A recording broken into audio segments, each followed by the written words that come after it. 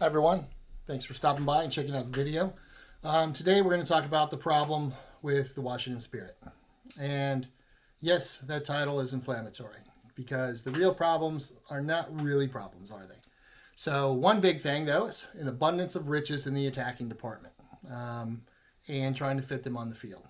A second problem would be the home field advantage that's not always an advantage for the Spirit. They have great crowds and they set a new attendance record for themselves for the season with another home game to go still. And the last match with the dramatic win, no time left in injury time against, after basically against San Diego, and they basically blown it by giving up the tying goal and injury time.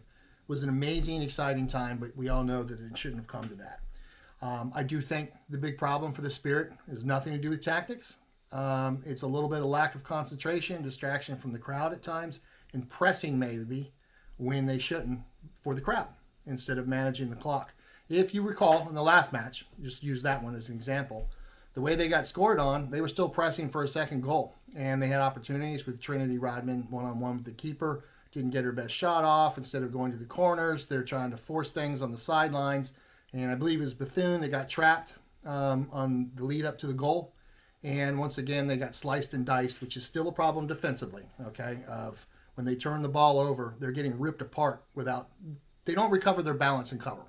And as good as Mickey Owen has been, sometimes she's been a liability by using her killer instinct to go directly to a ball that she should have backed up, retreated from, and that exposes them. And that's fine because overall, Mickey Owen has been player of the season for me, between her and Hirschfeld.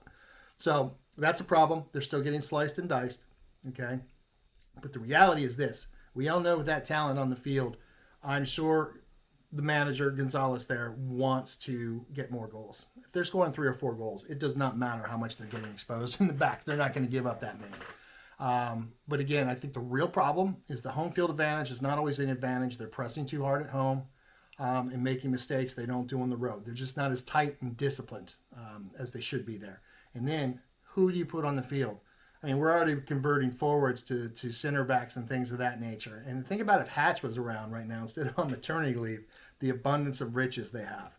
It's a good problem to have, but it is a focus problem going to the playoffs. So everyone needs to know their role and accept what's going to happen once they get down to the playoffs, because somebody's going to have to sit out and come in as a sub, and they're going to need those subs to turn the tide if anyone wants to knock off Kansas City.